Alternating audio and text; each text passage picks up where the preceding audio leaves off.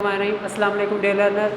Pakistan study کے class 8 اور 9 کے لیکچر کے لیے میں ہوں آپ کا ٹیچر راؤ عابد۔ جیسا کہ آپ نے ہم پریویس لیکچر میں ہم نے قائد اعظم کے جو فیمس 14 پوائنٹ کیے تھے، آج جو ہمارا کویشچن نمبر 3 ہے اس میں ہے قیام پاکستان میں قائد اعظم کی آئینی اور سیاسی کوششوں کا جائزہ لیں۔ یہ سوال بڑا اہم ہے کہ قائد اعظم نے پاکستان کی قیام کے لیے ایسی کون سی جو سیاسی اور آئینی کوششیں کی تھی اس کا جائزہ لیں۔ سب سے پہلے ابتدائی حالات اور تعلیم، فرسٹ پوائنٹ، اس کو پوائنٹ کی شکل میں نے تیار کیا ہے تاکہ آپ کو سمجھنے میں آسانی ہو۔ تو ابتدائی حالات اور تعلیم، ابتدائی حالات یہ کہ قائد اعظم جیسے فیمس ڈیٹ ہے کہ 25 دسمبر 1875 کو کراچی میں پیدا ہوئے، اور انہوں نے ابتدائی تعلیم وہاں پہ موجود ایک جو ان کی ارلی تعلیم کو کہتے ہیں نا ایجوکیشن، جیسے نرسری کے جی کی، وہ انہوں نے گھر سے حاصل کی۔ اس کے بعد انہوں نے 10 سال کی عمر میں جا کے مدرسے جو ادھر سندھ مدرسۃ الاسلام اس وقت تھا، جو اب موجودہ غالباً اس کو جامعہ کراچی کہا جاتا ہے، بڑی یونیورسٹی ہے، ادھر سے حاصل کی تعلیم۔ اس کے بعد 1892 کو جب انہوں نے میٹرک کیا 16 سال کی عمر میں، پھر وہ اعلیٰ تعلیم کے لیے لندن چلے گئے، اور وہاں پہ لنکن انز جو لندن کے اندر یونیورسٹی ہے موجودہ آج کل، تو قانون کی بڑی ہے، وہاں پہ انہوں نے ابتدائی تعلیم وہاں پہ بیرسٹری کا جس کو کہتے ہیں اعلیٰ تعلیم قانون کی، وہاں سے حاصل کی، اور 4 سال میں وہ تقریباً ڈگری ان کی پوری ہوگی۔ پھر وہ واپس آ گئے۔ واپس آنے کے بعد انہوں نے بمبئی کے اندر مستقل جو ہے اپنی رہائش کر لی، ادھر ہی وہاں پہ شفٹ ہو گئے اور سیاسی سفر کا آغاز کر لیا۔ اس وقت انڈین نیشنل کانگریس بڑی فیمس تھی، وہ بن چکی تھی۔ اس میں پھر انہوں نے ان کے جو صدر تھے، ان کا نام تھا دادا بھائی نورو جی، ان کے پرسنل سیکرٹری پی اے جس کو کہتے ہیں، پرسنل سیکرٹری کے طور پر، پرسنل اسسٹنٹ کے طور پر کام شروع کیا 1906 میں۔ تو اس کے بعد انہوں نے انہی دوران وہ وکالت بھی کرنا شروع کر، انہوں نے وکالت کی، اور بہت مشہور وکیل تھے، برصغیر کے اہم جو ہے وکلاء تھے ان میں شمار ہوتا تھا ان کا۔ کانگریس سے سفر شروع کیا، پھر 1913 میں آغا وزیر حسین تھے اور مولانا محمد علی جوہر تھے اور دیگر شخصیات تھے، ان کے کہنے پہ مسلم لیگ میں شمولیت اختیار کر لی۔ اس وقت ایسی کوئی پابندی نہیں تھی کہ ایک شخصیت جو ہے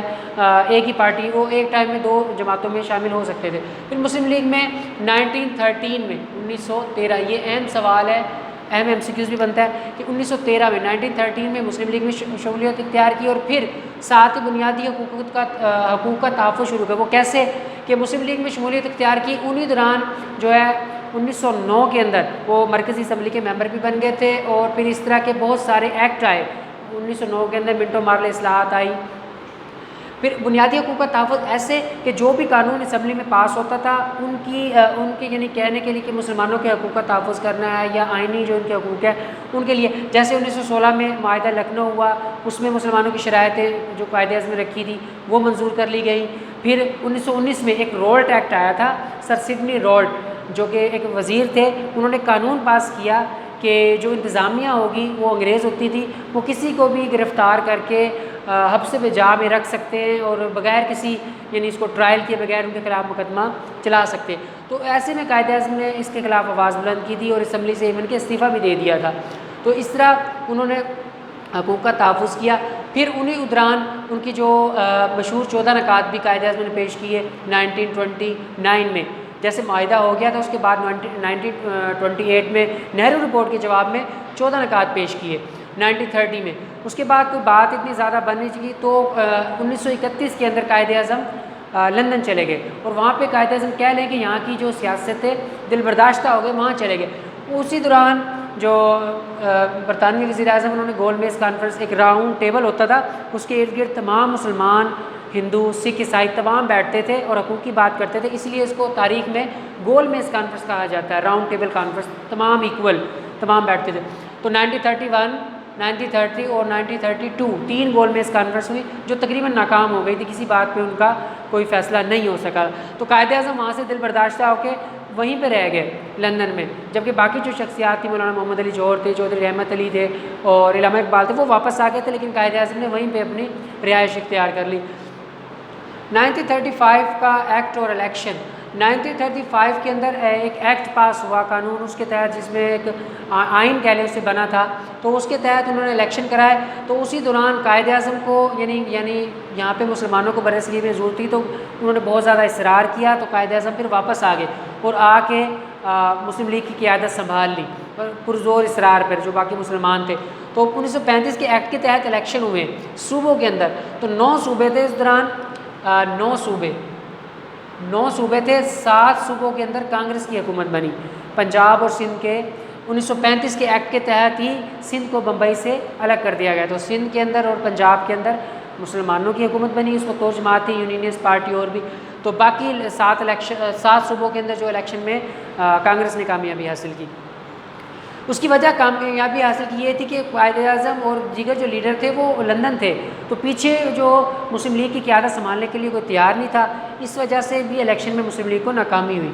تو اس میں قرارداد، اس کے بعد یہ قرارداد پاکستان، اس کے بعد یہ ہوا کہ الیکشن کے دوران کانگریس نے بڑے ظلم کیے مسلمانوں کے اوپر، اور بہت سارے ایسے جو قانون پاس کیے جو مسلمانوں کے اگینسٹ تھے، تو قائد اعظم نے ان پہ زور ڈالا، احتجاج کیا، تو 1939 کے اندر 22 دسمبر 1939 کے اندر کانگریسی وزارتوں نے استعفیٰ دے دیا، اور قائد اعظم نے 22 دسمبر 1939 کو ہی یوم نجات منایا۔ پھر کچھ 2 مہینے کے بعد ہی قرارداد پاکستان لاہور، اس کو قرارداد لاہور بھی کہا جاتا ہے، جہاں پہ آج کل مینار پاکستان اسی کی یاد میں بنایا گیا ہے، اقبال پارک کہا جاتا ہے، لاہور کے اندر ہے، وہاں پہ تمام مسلمان اہم لیڈر اکٹھے ہوئے۔ 23 مارچ 1940 کو ہمارا قومی دن ہے، منایا جاتا ہے، تو وہاں پہ قائد اعظم اور اہم لیڈران شرکت کی، اور انہوں نے قائد اعظم یعنی خطبہ صدارت قائد اعظم نے دیا تھا، اور قرارداد یہ پیش کی گئی تھی کہ جن جن علاقوں میں مسلمان آباد ہیں ان علاقوں کو کٹ کر کے ایک آزاد اور خود مختار ریاست بنا دی جائے، تاکہ مسلمان اس کے اندر اپنے دین اسلام کے تحت زندگی بسر کر سکے۔ تو یہ قرارداد پیش ہوئی، بڑے پورے بر صغیر میں اس کا بڑا جو اس کو مقبول کیا گیا مسلمانوں میں، باقی جماعتوں نے اس کو مسترد کر دیا، لیکن یہ ایک اہم سنگ میل ثابت ہوا قیام پاکستان کے لیے۔ پھر کچھ ہی یعنی اس کے بعد جب انگریزوں نے دیکھا کہ جو